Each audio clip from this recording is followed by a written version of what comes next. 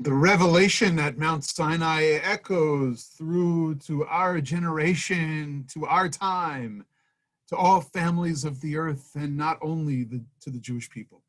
The revelation at Sinai was the giving of the 10 Commandments, given in the wilderness, atop a humble mountain, not in the land of Israel, only for the Jewish people, but to a people who experienced freedom and the commandment to pursue building holy community.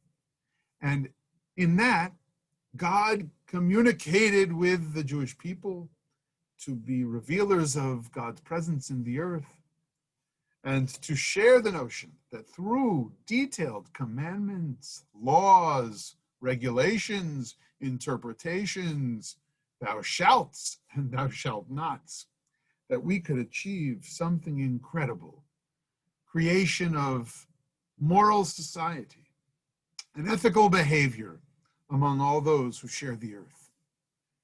God is a God for all people. There would be no question that it would be God who revealed these commandments. The Decalogue, the 10 sayings, the 10 words, the 10 commandments would be forever goalposts for all of the families of the earth. How does it begin? Anochi Adonai Elohecha. I am Adonai, your God.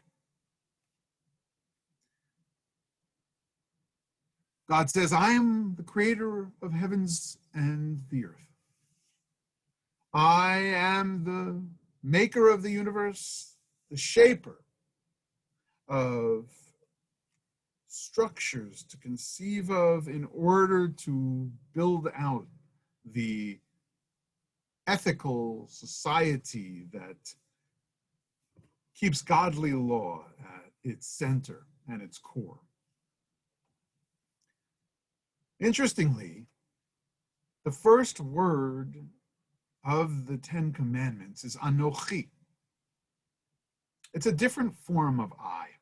It's not Ani. It's not Ani in its pure form. It's not I, God, everything you need to know about me. All the light that I wish to reveal in time. It's not every law and every detail. The Anochi, the word for I that's at the beginning of the 10 Commandments, according to the Mei Shiloach, Rabbi Mordechai Yosef Leiner, is a different kind of I. The Chaf added to the word Ani comes not as a prefix, K'ani, a likeness of me I'm revealing here at Sinai, but comes as what's called in grammar an infix. And an infix works the same way as a prefix. A likeness of me, the divine, I am sharing with you. In order for you to understand divinity, understand, yes, there's a name you can use to pray and create relationship with me, Adonai Elohecha, Adonai Elohim. And then there are also laws stated generally that you will have to reveal in more detail for yourselves in order to move out of the likeness of godliness into a true image of godliness towards an ultimate redemption that is only saved for the future. In other words, God says right at the beginning of the 10 Commandments,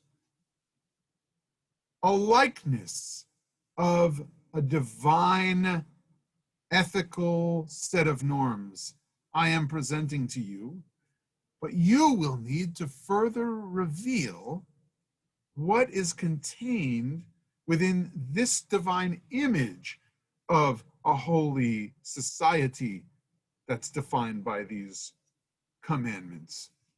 you will need to bring out the fullness of a picture of godly morality by revealing for yourselves more about how to follow these commandments that I'm giving to you at Sinai.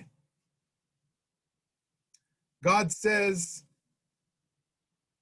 according to the Meshiloach, I have revealed some light, and yet there is darkness.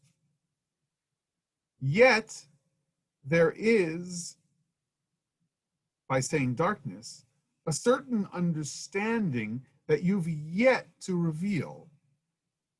You need to further enlighten yourselves. You need to further seek my light. You need to create a relationship with me. By doing so, you will indeed reveal more light of the Torah. The fullness of Torah's light can be discovered once we realize that revelation was given only in part, though it feels complete. And like there are 10 sayings that make a complete 2 tablets of 10 commandments. This notion that we have teachings that are seemingly straightforward and whole, complete, and that they require commentary and communication and development and discernment and then further legislation is built into the very fabric of the Jewish experience and the experience of law that God wishes to introduce into the world.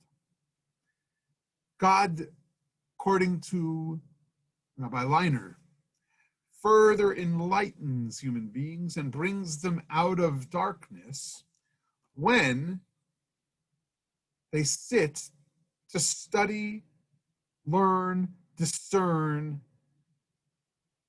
and legislate based on the godly moral teachings that were given in the 10 Commandments. B'chol ma sheyasig ha'adam yoter be'omkot divrei Torah yirei she'ad achshav haya b'choshech. What a Jew reveals by returning back to the Torah to develop an understanding of how to fulfill the 10 Commandments, that will ultimately move the world from darkness towards much light.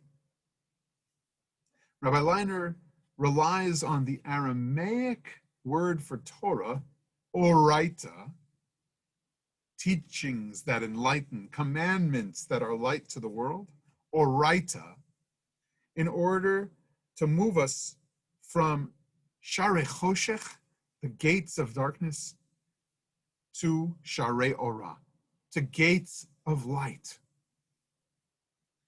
Light would pour in and make your night of yesterday a new dawn today. We are moving out of night towards brighter light once we understand that it is with God we need the relationship, and through study of Torah and returning to Torah itself, that we reveal the deeper moral truths that are represented by the Decalogue, by the firm set of 10 commandments that were given at Sinai. And so God's presence in our lives becomes analogous to light. The study of Torah becoming more enlightened. The discernment of new laws based in substantial 10 commandments and other righteous commandments and understandings as expressed in Torah brings us to Sharei Chokhmah, to gateways of wisdom that allow us in our lives to create a new dawn when darkness overcomes. Commandments then are like stars, shining, whose light is actually nourishing, as we know from our studies of the universe. And when we decide about how to, in detail, enact such legislation as thou shalt not murder or steal, we achieve enacting commandments and moving towards the godly image of the world and society that God envisioned. Based on Torah's teachings, sometimes we have to upend our current understandings. Sometimes we have to move from the darkness of having made an idol of something, which is why the second commandment already is, do not make any idols. Do not have other gods. Sometimes we have to move away from the darkness of having made an idol of an errant ideology or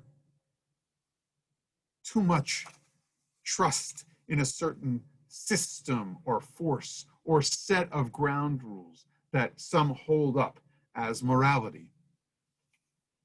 The Torah's morality, the Ten Commandments as an ethical set of teachings, may not be demoted or discredited or nullified.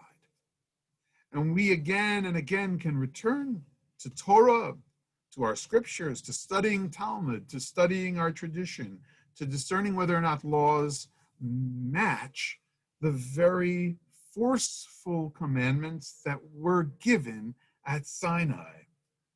Accepting God as authority may indeed undermine modern person's assumptions about what it is that holds power in our world. But the second commandment indeed comes and says, do not elevate something other than God. Do not make an object of worship of some document or other ideas about what God or godliness is. Do not displace Torah. Turn back to the Bible for, yes, certain teachings that remain somewhat provisional. It is just this tension that will allow us to reveal more light about what specifics we need when it comes to enacting the Ten Commandments and commandments beyond the Decalogue. Night will turn into day. When we encode the Ten Commandments in the process of revealing new revelations, forging deeper relationships with God, and casting aside false gods, when we commit to that pursuit of Torah and truth and the moral contract that Torah outlines, we indeed move from times of darkness to times of light. The scholar Nahum Sarna explains there are several ways that the Ten Commandments were unique and original and unparalleled. First, the Ten Commandments, he says, are the first and only example of a covenantal relationship between God and an entire people, let alone a God who's communicating to all of humanity, as has been the case since the time of Noah and through the Jewish people at Sinai, the intent and point of Torah. Unlike other treaties between a ruler and his people, the Ten Commandments focus not on a people's relationship with an earthly ruler, but on a relationship between people and our Creator, as well as each individual's behavior toward every other individual. The Ten Commandments were revolutionary because both social and religious obligations are expressions of divine will. Religious conscience, then, is more the mode of human operation than is a rejection of religious consciousness and a pushing off of God from the public square. And finally, unlike other legal codes, Sarna says, the Ten Commandments are laws that are simple, absolute, devoid of qualification, and must be expanded upon by a Talmudic culture. That Talmudic culture needs to indeed expand on these major rules for living. Now, it's wonderful that the Ten Commandments do not contain simple abstract moral principles like be a good person. Can't you be a good person without specific commandments? We would answer no. A good person knows what to do and what not to do. I'll give you an example.